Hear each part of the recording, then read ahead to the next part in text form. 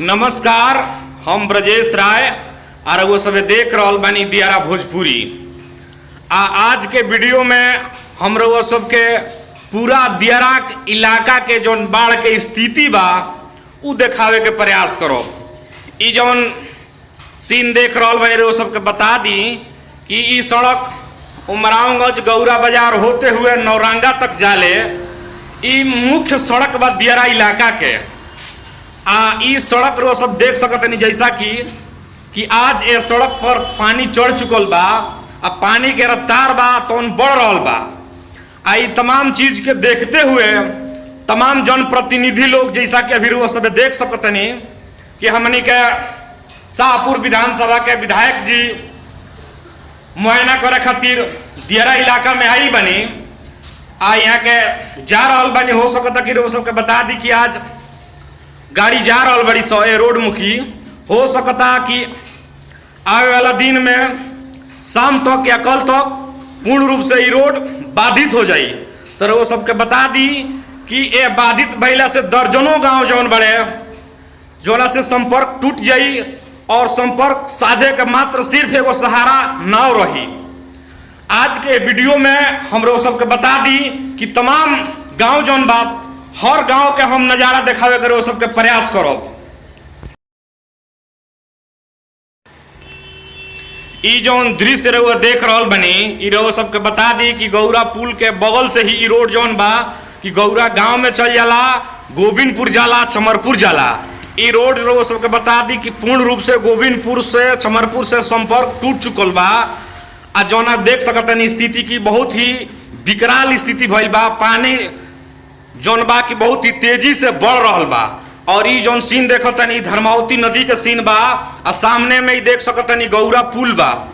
गौरा पुल देख सकतनी कि बिल्कुल मैंने कहल जाओ कि नीचे के बारी भर बाँचल बा, ना तो इहो पुल डूब के तैयार बा। देख सकतनी जौन कि हमरो सबके दिखावे के प्रयास करतनी। देखिए ई गौरा पुल बा आ सामने में विकराल नदी धर्मावती नदी के स्थिति बा।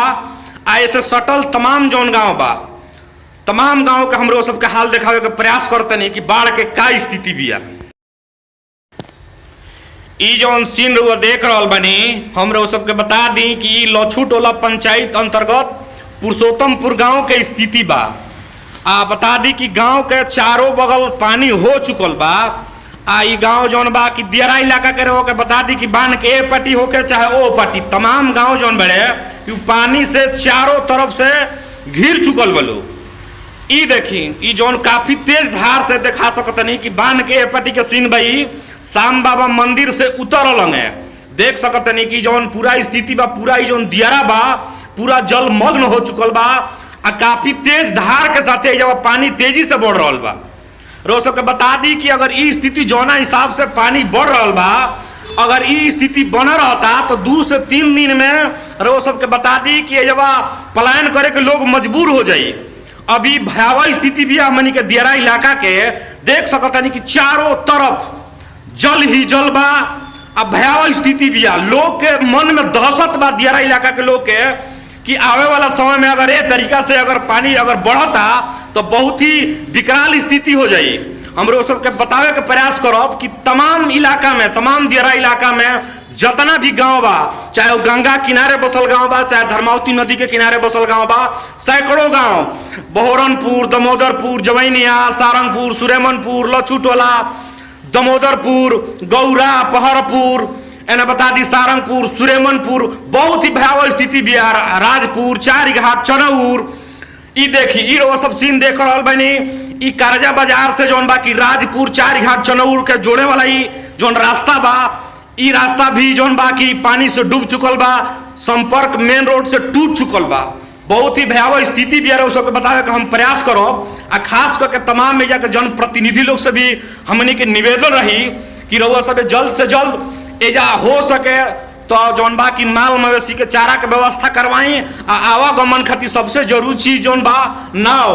बिल्कुल देखी हमने के इलाका में बाढ़ आते नाव के बहुत बड़ा समस्या बा। जबा ऐसे कि हमने के हरदम तनाई के जरूरत बा ना, ऐसे नाव के बहुत ज्यादा जरूरी बा इलाका में। तो ऐसे तमाम प्रतिनिधि लोग से भी हमने के निवेदन रही कि खास करके इलाका में स्थिति के देखते हुए जल्द से जल्द जौन बा की नाव के प्रबंध करवावे के प्रयास करी सबे। आ जे भी विस्थापित होता ओकरा खातिर चिमकी के भी व्यवस्था होके के चाहिए। तो बहुत बहुत धन्यवाद। फिर मिलल जाई अगला वीडियो में। तो देखत रही दियारा